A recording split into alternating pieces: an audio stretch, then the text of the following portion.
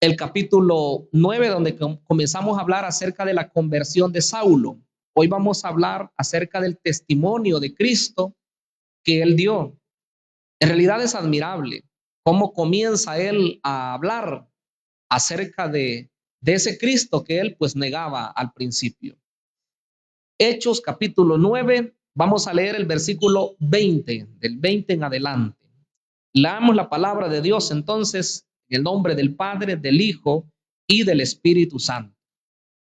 Enseguida predicaba a Cristo en las sinagogas, diciendo que éste era el Hijo de Dios.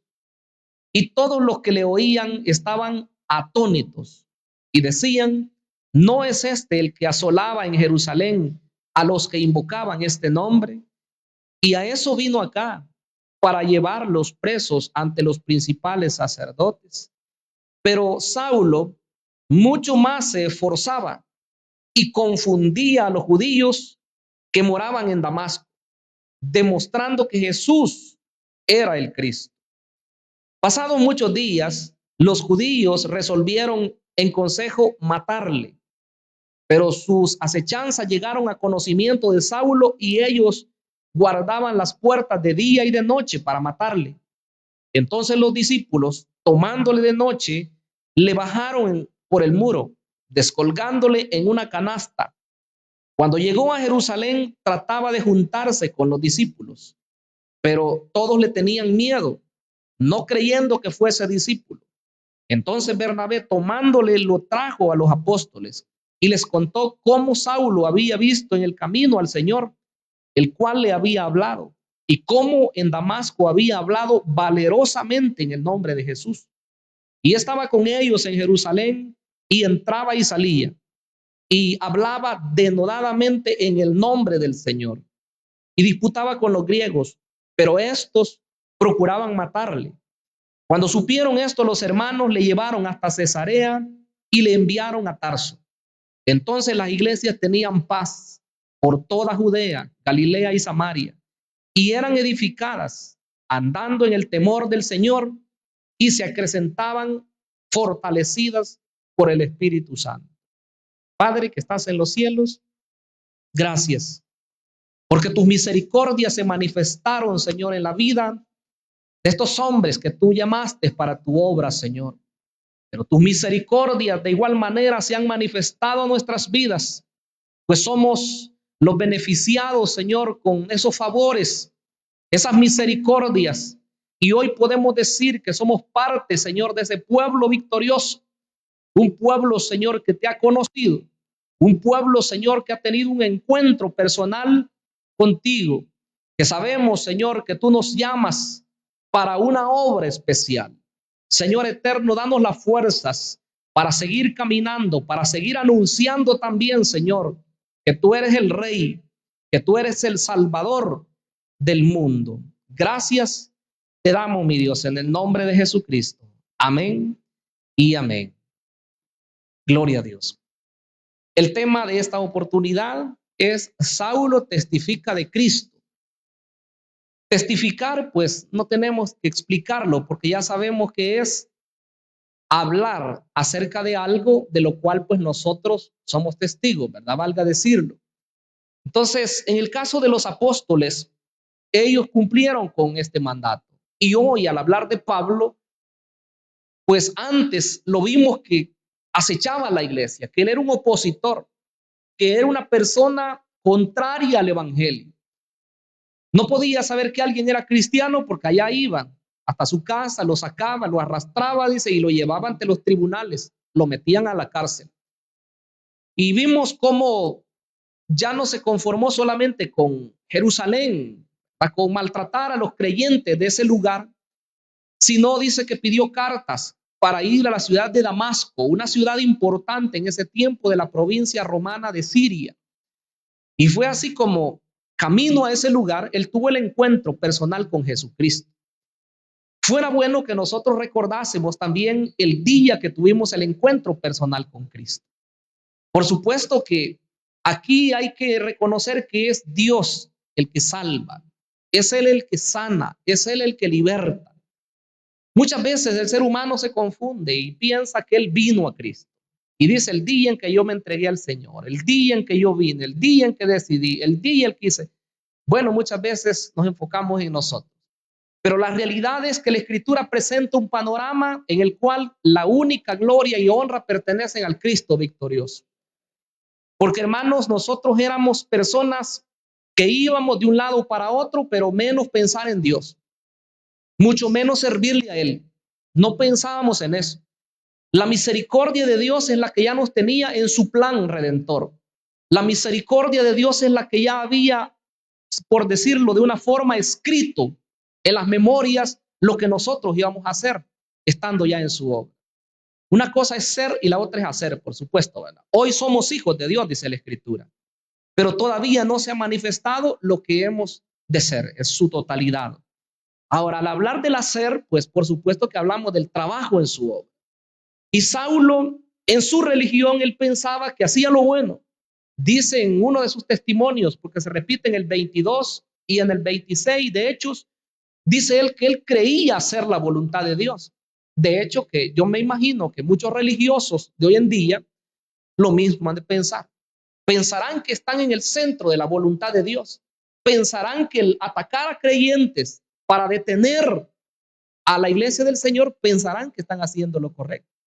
Sin embargo, hay que detenerse a pensar y analizar, ¿verdad? La luz de la palabra, si es que estamos en la voluntad de Dios. Porque al estar en la voluntad de Dios, hermanos, todas las cosas van a comenzar a verse de un punto de vista diferente. Saulo era religioso. Saulo tenía una religión, como se dice, que era de la más estricta, de las más estrictas de los judíos, perdón. Era de los fariseos. Sin embargo, no conocía a Jesús. Y en ese camino a Damasco, cuando le habla aquella voz, ya él derribado a tierra una vez, dice que le dijo la voz, Saulo, Saulo, ¿por qué me persigues? Él no sabía quién era. ¿Quién eres, Señor? Le dijo. Y le dijo la voz, yo soy Jesús, a quien tú persigues. Y él hace otra pregunta y dice, Señor, ¿qué quieres que haga? De hecho, que este hombre de seguro estaba siendo guiado ya por el Espíritu Santo de Dios. Porque un hombre, una persona en una rebeldía, no le interesa nada. Pero el que él dijera, ¿qué quieres que haga? Yo creo que esa pregunta no cualquiera la hace. Habiendo recibido a Jesús, habiendo entendido quién es Él, hoy el Señor espera esa pregunta de nosotros. ¿Qué quieres que yo haga? Qué bueno fuera que todos le preguntáramos eso. A algunos el Señor les va a decir, quiero que prediques mi palabra. Quiero que me alabes, que me exaltes, que me honres. Quiero que me entregues tu vida. Quiero que vivas para mí. Y diferentes respuestas el Señor dará. Y como me dijo uno de los hermanos muy queridos de acá, de la congregación, en una oportunidad, yo no he oído, me dijo, la voz de Dios. Y qué bueno que es sincero, ¿verdad? Porque hermanos, usted no necesariamente va a oír la voz audible de Dios, aunque Dios lo puede hacer, Él no tiene ningún problema. Él habló, Él habla y Él seguirá hablando. Pero si Dios le habla a su corazón, lo menos que podemos hacer es obedecer. Si Dios nos habla a nuestra mente, lo menos que podemos hacer es obedecer a Dios. Entonces, hermanos, hay que buscar la voluntad de Dios, hay que estar en esa perfecta voluntad. Y Saulo, al tener ese encuentro con el Señor, dice que llegó a Damasco y allá estuvo ciego por 3 días, no comió ni bebió hasta que llegó Ananías, le impone manos y le dice el Señor que te apareció en el camino, me ha enviado para que recibas la vista y sea lleno del Espíritu Santo. Y fue así como oraron por él, le caen como escamas de los ojos, dice, y él puede ver nuevamente. Desde ese momento, hermanos, la vida de él ya nunca volvió a ser la misma. Y quiero que veamos eso, que nosotros como creyentes hoy en día, no importa lo que éramos antes, eso debe de ser cuestión olvidada. Eso debe de ser el pasado que muchas veces avergüenza. Pero hoy que somos creyentes, hoy debemos dar testimonio de que hemos sido cambiados por la gracia bendita de Dios. Hoy debemos saber que somos personas completamente diferentes y eso lo debemos solamente a la gracia bendita de Cristo Jesús. No sé cuántos pudiéramos darle gracias en esta noche, hermanos, pero estamos en deuda nosotros con el Señor. Cuando nosotros decimos que no podemos pagarle, debemos hacerlo con pleno conocimiento. No en el sentido de que yo piense que le voy a lograr pagar algo a él, porque a veces algunos creyentes parecería que así lo hacen. No es que nosotros podamos pagar una parte y quizás en toda mi vida a ver cuánto le logro pagar al Señor. Nada de eso, hermanos. Nosotros le servimos al Señor no porque le estemos pagando. Él no quiere que le paguemos. El sacrificio Él lo hizo y lo hizo por amor. ¿Qué espera de nosotros? Espera que le sirvamos por amor también. Entonces no le pago yo nada de eso, sino que es mi gratitud, es mi acción de gracias a Él, el entregarle mi vida y hacer todo lo que Él me encomienda. Y eso es lo que Él espera de nosotros. Entonces, quiero que veamos en el mensaje de hoy tres partes importantes. La primera de ellas habla del testimonio de Saulo en Damasco. Él predica en Damasco. Damasco, si usted revisa su mapa, ahí en su Biblia está en la parte norte, arriba de Israel. Es la capital de Siria incluso actualmente.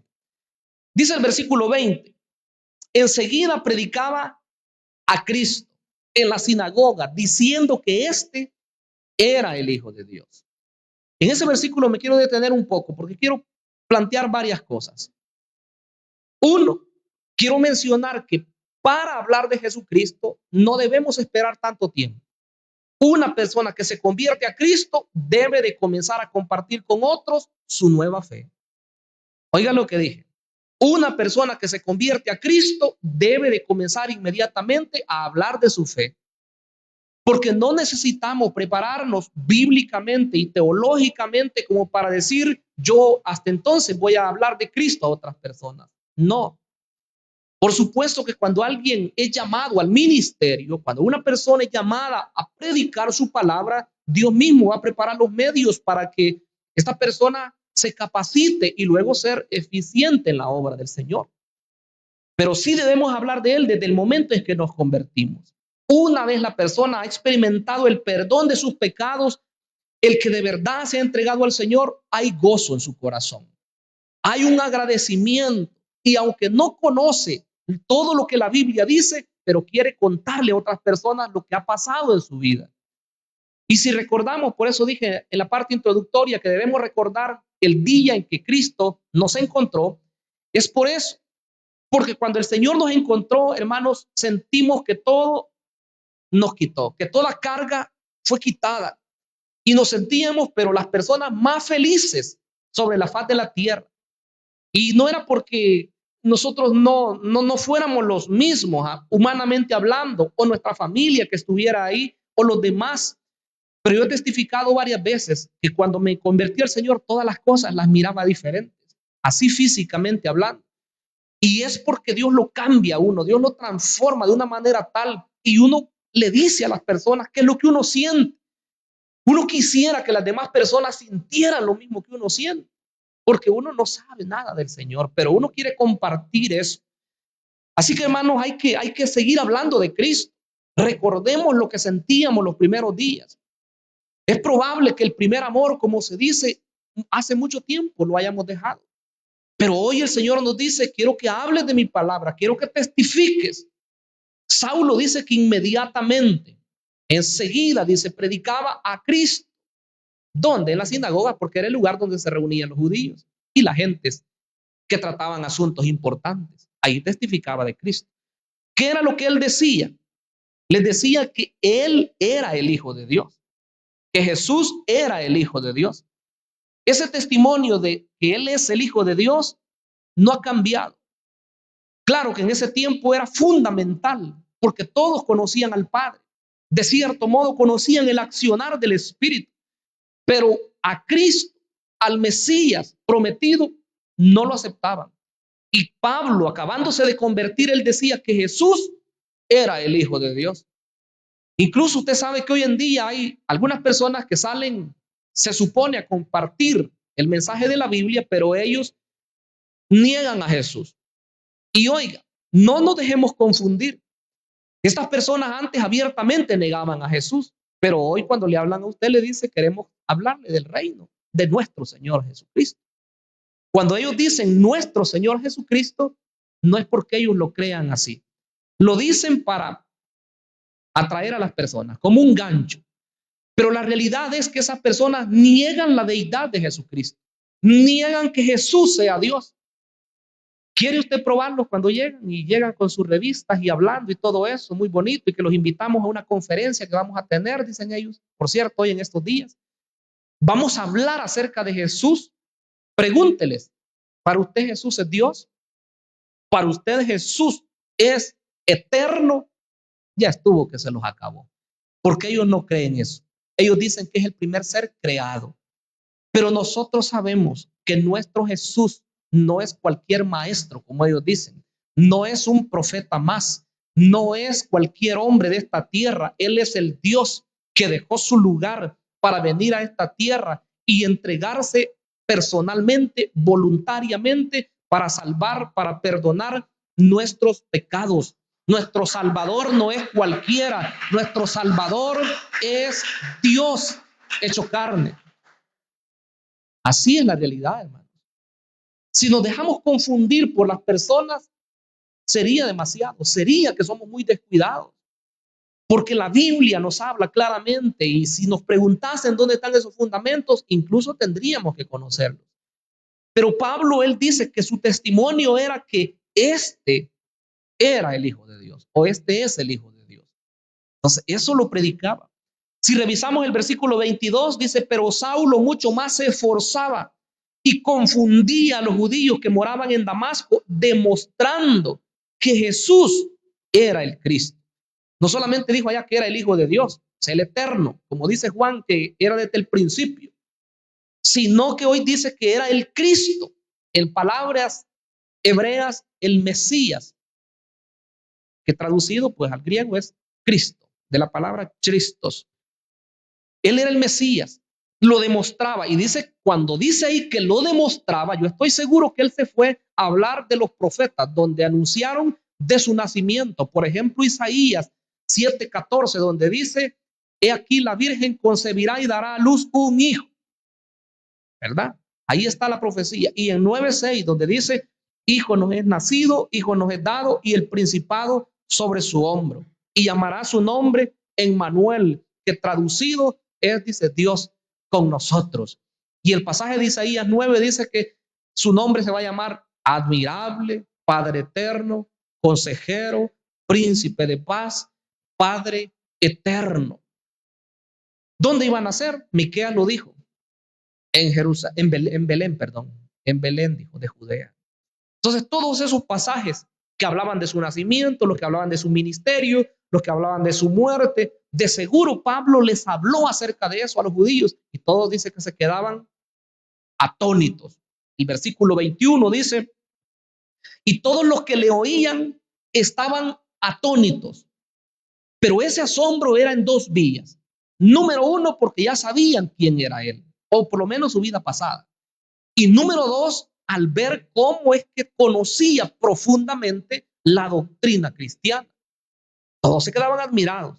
Dice que estaban atónitos y decían, ¿no es este el que asolaba en Jerusalén a los que invocaban este nombre? O sea, Jesús.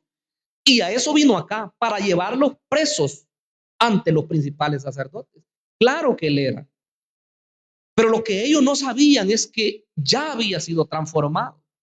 Es probable que la gente, cuando usted se convirtió al Señor, se hayan admirado. Y de hecho, que así es cuando alguien se convierte a Cristo. La gente no puede entender cómo alguien tan mal hablado, alguien tan malo, una persona tan entrometida en todas las demás cosas, y de repente la miran que cambia por completo. Entonces la gente dice, ¿será verdad? Y a veces como creyentes también, que llevamos algún rato, nos equivocamos y fallamos en contra de nuestros nuevos hermanos que se convierten. Se oye, ¿verdad?, de personas que dicen, ya vamos a ver, dicen, vamos a ver si es cierto que persevera. De cierto modo tienen razón, pero no deberíamos ser así. Porque si una persona viene acá y se convierte a Cristo o reconcilia con Cristo, lo menos que podríamos hacer nosotros es alegrarnos y dar gloria a Dios. La Biblia dice que en el cielo hay fiesta cuando un pecador se arrepiente, dice la Biblia.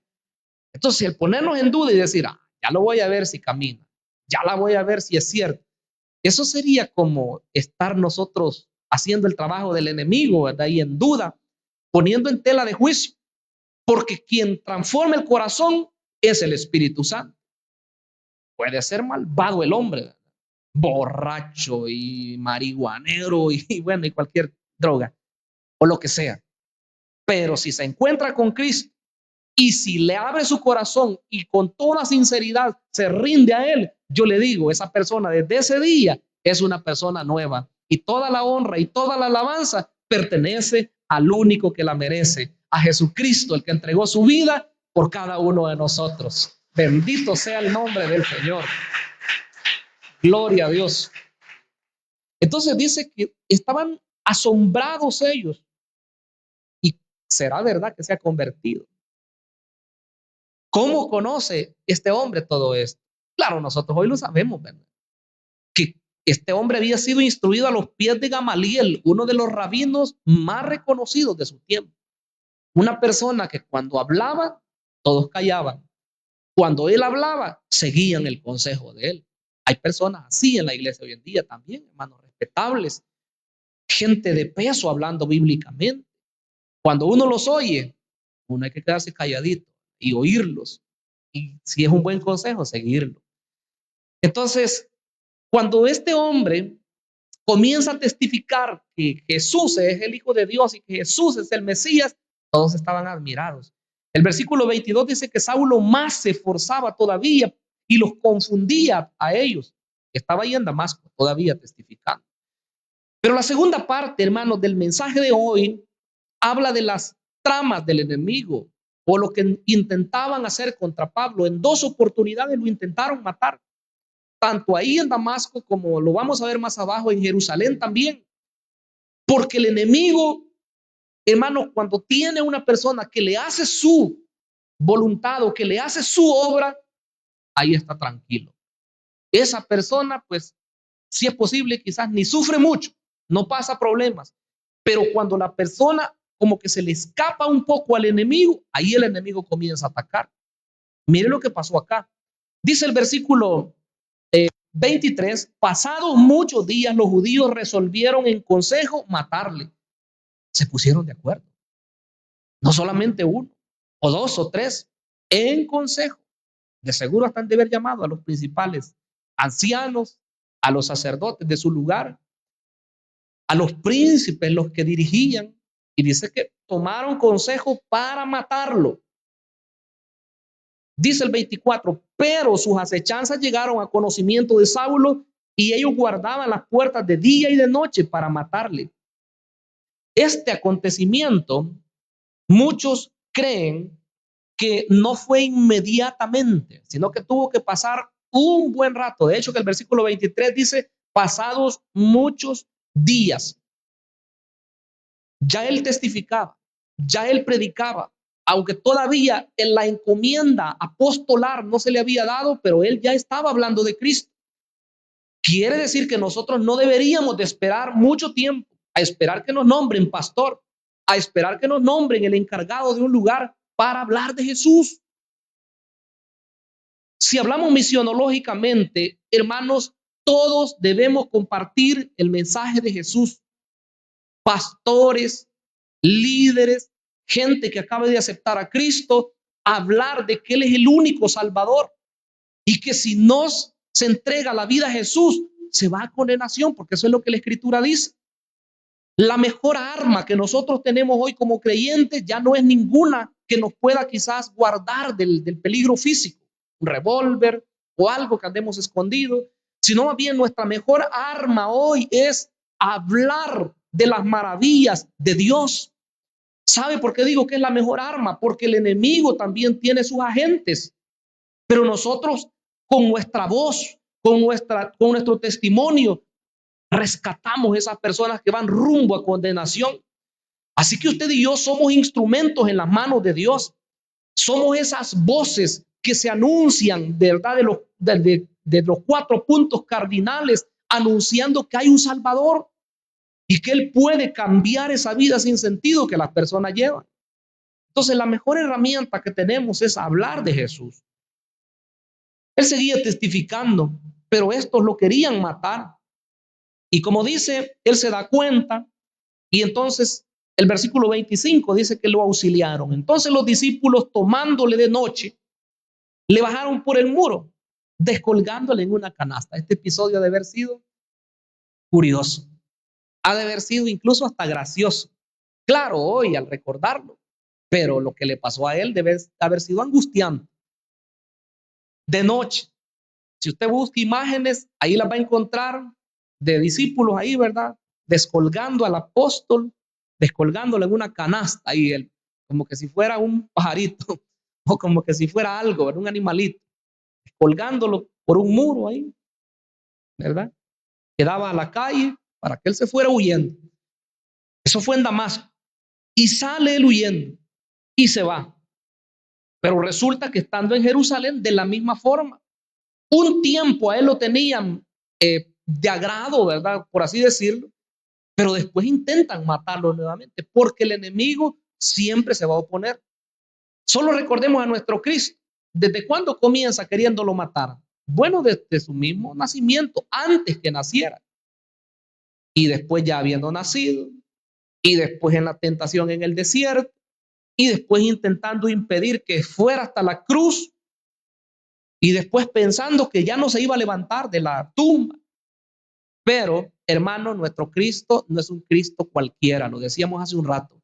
Nuestro Cristo es un Cristo victorioso.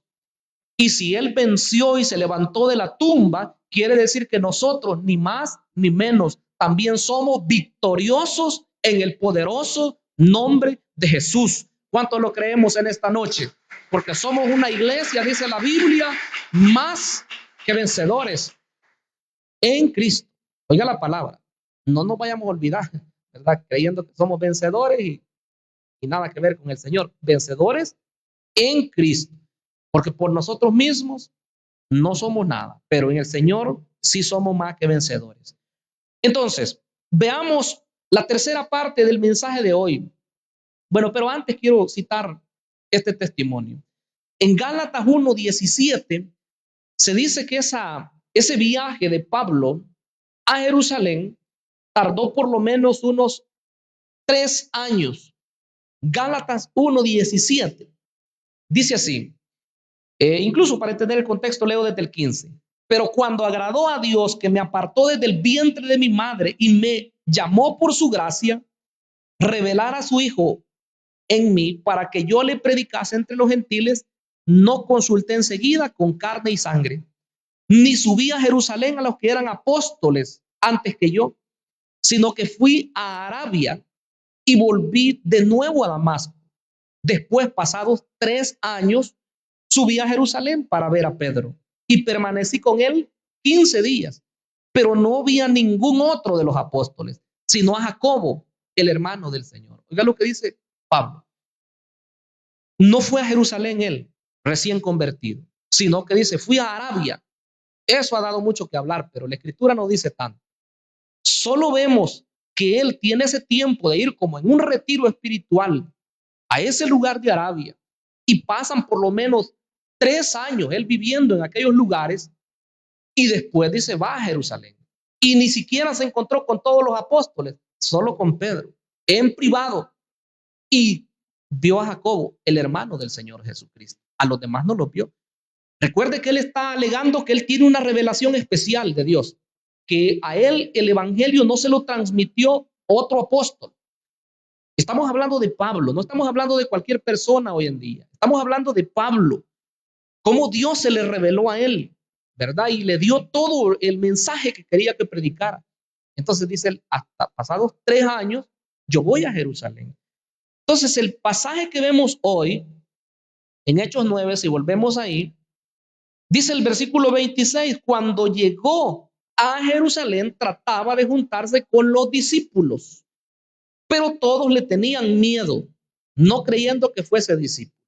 Entonces, este acontecimiento, desde su conversión narrada en los versículos 3 al 6 de este mismo capítulo, hasta su visita a Jerusalén, como ya decíamos, pasaron por lo menos 3 años. Ya Pablo ya tenía cierta, ¿cómo podemos decir? Más información, más rodaje en lo que es la predicación de la palabra, pero él decide ir a Jerusalén. y expone en privado a los apóstoles para que entendieran cuál era el mensaje que él predicaba. Porque muchos decían, este Pablo predica otras enseñanzas. Pablo habla en contra del templo. Pablo habla en contra de la ley. Y entonces él va a Jerusalén y les explica a los apóstoles cuál era su enseñanza. Entonces dice que llega a ese lugar, pero al principio nadie quería estar con él. ¿Y cómo, verdad? Si sabían que él mataba a los cristianos. Dio el visto bueno para que mataran a Esteban. Desató la persecución en el capítulo 8 cuando dice que todos salieron huyendo por diferentes lugares. Van a Damasco incluso para traer a otros de allá. Pues hoy, cuando llega a Jerusalén, dice que nadie le cree. Hermanos, nosotros como cristianos siempre necesitamos de otras personas. ¿Cuántos están de acuerdo en eso? Mayormente cuando no nos conocen. A Pablo no lo conocían acá. Por eso cuando vengan hermanos que nos visitan o cuando vengan amigos incluso, seamos amistosos con ellos. De eso dependerá también si ellos vuelven aquí o no vuelven. Porque muchas veces la persona se siente ajena, se siente sola, se siente que no la conocen y que no le hacen caso. Mire Pablo lo que pasó. El versículo 27 dice, entonces Bernabé, aquí aparece Bernabé de nuevo, tomándole, lo trajo a los apóstoles y les contó cómo Saulo había visto en el camino al Señor, el cual le había hablado, y cómo en Damasco había hablado valerosamente en el nombre de Jesús. ¿Quién le dio el palancazo, como dicen a Saulo? Bernabé. En el capítulo 4 vimos en el versículo 36 y 37, ya no lo leo por causa del tiempo, pero vimos hace bastantes días ya que Bernabé era uno de aquellos hombres que trajeron una ofrenda, ¿verdad? De un terreno que él había vendido y dijo, aquí está, para distribuirlo entre los pobres. Era el momento de la iglesia, ¿verdad? Cómo ellos tenían cuidado de todas las personas y él era uno de esos, una buena persona. Pero hoy lo vemos que es un hombre también que ayuda a otros. Qué bueno por los Bernabés en las iglesias. Qué bueno, ¿verdad? Por las personas que cuando miran a alguien triste o solo o que no lo toman en cuenta, dice, hermano, adelante. Da usted bienvenido también acá. Le estimamos, le amamos. O qué bueno más si todavía lo involucra, ¿verdad? Y le dice, quiero que esté aquí con nosotros, que sean parte de nuestro ministerio. Las personas se sienten tomadas en cuenta. Pablo era un desconocido en ese momento, pero Bernabé, que era mayor que él, según se cree, y con más tiempo de conocer al Señor, les dice a los apóstoles, no, yo lo vi. ¿Cómo es que él, pues, habló de Cristo en Damasco? ¿Cómo él también ya conoció a Jesús? ¿Cómo el Señor le habló? Les ha de haber contado y les ha de haber dicho que el Señor había dicho que era un instrumento especial en las manos. Y les digo, todos nosotros somos instrumentos en las manos de Dios. Predicadores y no predicadores. Aunque si seguimos la temática que estamos desarrollando, todos debemos predicar el mensaje de Jesús. ¿Estamos de acuerdo en eso? No solo desde aquí, ¿verdad? Que le den un micrófono a usted, sino que con las personas. Todos predicamos el nombre de Jesús. Qué precioso. Entonces, da testimonio, Bernabé, y qué bueno ese testimonio. Y estaban allí en Jerusalén y ya Pablo tranquilo entraba, salía, dice que bueno, ya estaba en confianza. El 29, y hablaba denodadamente en el nombre del Señor, o sea, con gran valor, y disputaba con los griegos, pero estos procuraban matarlo. Ahí ya pasó un rato de que él estaba ahí en la iglesia. Así como lo intentaron matar en Damasco, hoy de nuevo en Jerusalén, lo quieren matar. ¿Por qué nos vamos a sorprender hoy, hermanos? Aunque gozamos de bienestar en nuestro país, El Salvador, aunque nos gozamos y deleitamos de tener esta libertad, pero si llegara un momento de apremio, yo creo que ahí fue el momento de la prueba de los verdaderos creyentes. Con la ayuda del Señor, hermanos, yo digo, nosotros debemos estar dispuestos a todo por el Señor. ¿Cuántos nos atrevemos a decir amén? Con la ayuda del Señor. Humanamente hablando, el ser humano es cobarde ante el peligro. Oiga lo que dije. Ante el peligro, el ser humano normalmente es cobarde. Diga lo que diga. Pero con el Espíritu Santo, ahí es otra cosa. Con el Espíritu Santo, el Señor dice, esfuérzate y sé valiente. Sé valiente, sé valiente. Y creo que con la ayuda del Señor, pues los valientes no están afuera, los valientes están en el redil del Señor. Valientes, y como dicen en Costa Rica, valientas también, ¿verdad? Las hermanas, valientas. Ahí están. Entonces, él estaba listo, aunque lo querían matar, pero a él no le interesaba eso. Cuando supieron los hermanos, lo llevaron hasta Cesarea, que es más al norte, que es Cesarea de Filipo, y luego dice que le enviaron a Tarso, todavía más al norte, buscando cerca de Europa ya, un lugar que se llamaba Cilicia, y Tarso era la ciudad. Ahí vivía él, ahí se había criado, ahí se había desarrollado él como niño, como joven, y después, claro, se fue para Jerusalén. Pero hasta allá lo mandaron a él por un tiempo. Después de esto, Pablo ya no va a aparecer hasta el capítulo 11, cuando lo mandan a llamar para la iglesia de Antioquía, que es una iglesia muy preciosa, que la vamos a ver más adelante. Termino con este versículo 31. Dice que las iglesias tenían paz. Mire cómo dice, en toda Judea, en Galilea y en Samaria. ¿Sabe lo que quiere decir? En todo el país. Porque la tierra de Israel en tiempos de Cristo se dividía en tres secciones. Judea en la parte sur, Samaria en la parte céntrica y Galilea en la parte norte. Como quien dice, hoy en nuestro país, por poner un ejemplo, occidente, centro y oriente. Todas las iglesias gozan de paz. Qué bueno fuera, ¿verdad? Que no hay persecución, que no hay nada que amenace la iglesia y la paz reina. Entonces, ¿qué se debe de hacer? Se debe de predicar a Cristo. Hay que aprovechar, porque las iglesias estaban en paz en todo el país y dice que eran edificadas, andaban en el temor del Señor y se acrecentaban fortalecidas por el Espíritu Santo. Una iglesia sana, nosotros sabemos que lo normal es que es edificada. Una iglesia sana es una iglesia que crece. Una iglesia sana es guiada por el poder del Espíritu Santo. Así debemos crecer nosotros, avanzar y estar llenos del poder del Espíritu Santo de Dios. Bendito sea el nombre del Señor. Qué precioso es disfrutar, hermanos, de ser hijos de Dios. El apóstol dice que es un privilegio ser hijos de Dios. Miren cuál amor, dice, nos ha dado el Padre, para que seamos llamados hijos de Dios. Por eso el mundo, dice, no nos conoce, porque no le conoció a Él. Entonces, hermanos, Dios quiera que así como Pablo testificaba en sus primeros momentos, que la iglesia de hoy en día testifique también de ese Señor, de ese Hijo de Dios, de ese Cristo, porque es el mismo, el Salvador del mundo. Así que, hermanos, oremos y demos gracias al Padre. Cerremos nuestros ojos y agradezcámosle por todo lo que Él hace. Padre amado que estás en los cielos, mi Dios, te honramos, te exaltamos. Nuestras vidas, Señor, te pertenecen, pues hemos reconocido que tu misericordia nos ha alcanzado, que tu favor se manifestó a nuestras vidas. Hoy estamos, Señor, agradecidos por todo lo que tú has hecho en nuestras vidas.